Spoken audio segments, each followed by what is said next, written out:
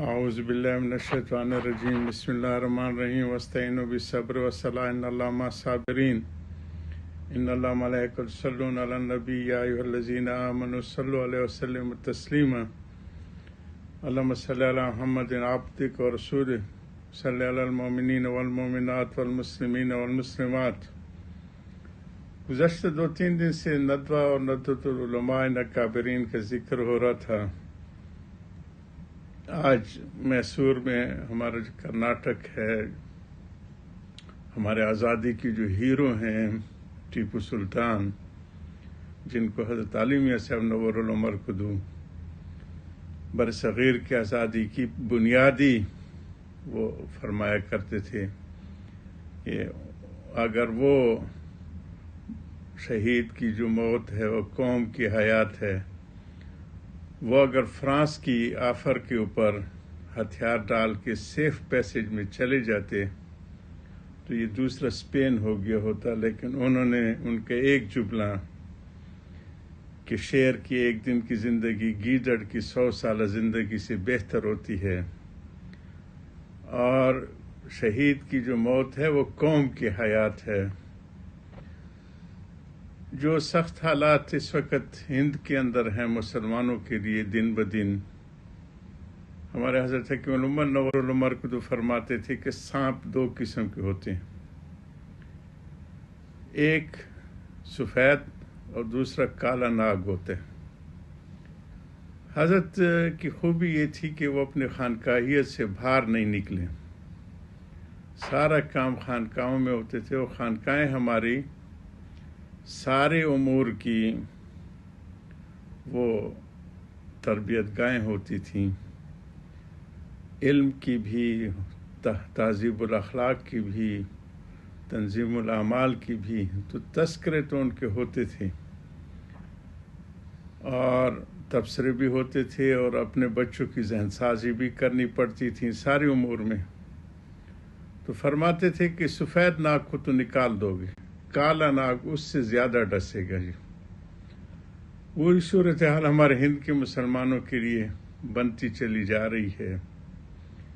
سجاد نعمانی نے پچھلے دنوں بتایا کہ 8 لاکھ منظور نعمانی کے صاحبزادے ہیں، جی یہ بھی سارے ندوہ ہی کے فیض یافتہ لوگ ہیں، 8 لاکھ مسلمان بچیوں کو مرتد کر چکے ہیں۔ جی اس طرح کل جو ہمارے میسور میں واقع پیش ہو چکی وہی ہے، شہید کی جو موت ہے وہ قوم کی حیات ہے۔ جس طرح وہ دوپٹہ اتارنے کے لیے وہ نوجوانوں کا موب جو ہے جمگھٹا، ہماری مسکان بیٹی جس نے قوم کو پھر وہی نعرہ جو مجاہد کی آذان والا سنایا تو سارے عالم اسلام کی روح کو گرما دیا۔ جی اور وہی اللہ اکبر کی تکبیر لگ گئی۔ تو یہ وہی اس کے حالات ہیں میسور کی سرزمین کی، اور اس کی کرامات ہیں، اور ہمارے حضرت علی میاں صاحب رحمہ اللہ کو قول کہ اگر وہ نہ ڈٹ جاتے تو ہند اسپین کی طرح پھر گیا ہوتا دین سے۔ اللہ تعالی ہم سب کی حفاظت فرمائے۔ ان کی کوششیں تو الحمدللہ ایمانی اور اسلام کی سرحدوں کی حفاظتوں کی پوری طرح جاری و ساری ہیں، اور کوشش کر بھی رہے ہیں۔ مسلم پر صلاح کے اب حضرت ہمارے ان کے جانشین جو ہیں رابع میاں اور ان کی جماعت جو ہے ہمارے بلال میاں اور ہمارے محمود، اللہ ان کو بھی صحت دے، یہ سارے اکثر دعاؤں کے لیے لکھتے بھی رہتے ہیں، کہتے بھی رہتے ہیں، ٹیلی فون پہ بھی بات ہوتی رہتی ہے۔ اور وہ معراج جی کا آخری بس حصہ پورا کر کے پھر کل تو ہماری انگلش کی وہ ہوگی مجلس، پرسوں درود شریف کی، پھر حضرت کی جو الجبر بالصبر کی طرف ہم عود کریں گے۔ تو مہاراج جی کی ماں بھی ویدوں کی ماہرہ تھی، والد بھی، وہ دروازے میں بیچ میں بیٹھ گئی تاکہ آپس میں ٹکراؤ نہ ہو۔ انہوں نے کہا میں سوال کروں گی اور پھر دونوں جواب دیتے رہوں. تو وہ ساری چیزیں بیٹے سے پوچھتی رہی کہ تم نے دھرم کیوں بدلا. انہوں نے کہا جو وید میں تھی وہ اسی پہ میں نے عمل کیا اور وہ صحیح پایا. وہ ساری چیزیں جو توحید اور رسالت اور حتیٰ تک کہ وضو وغیرہ کے طریقے، یہ ساری چیزیں اس میں ہیں.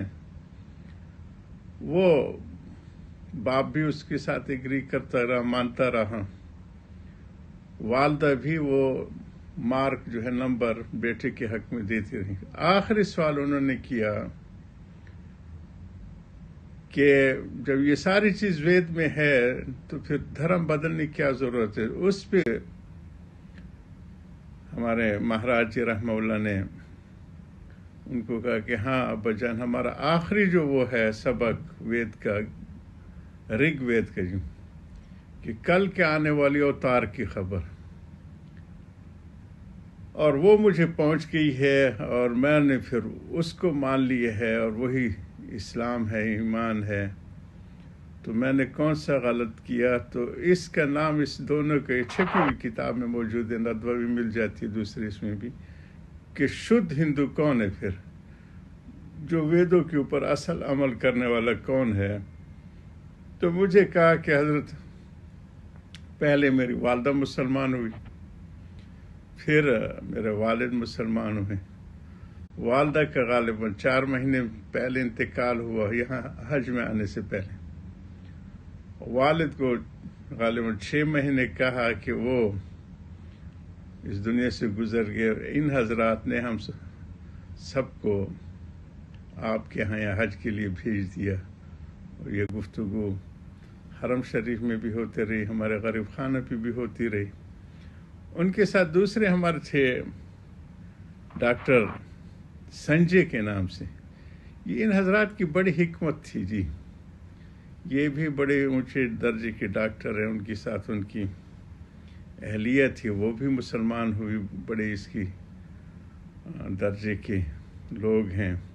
اس نے اپنا نام فاطمہ رکھا تھا.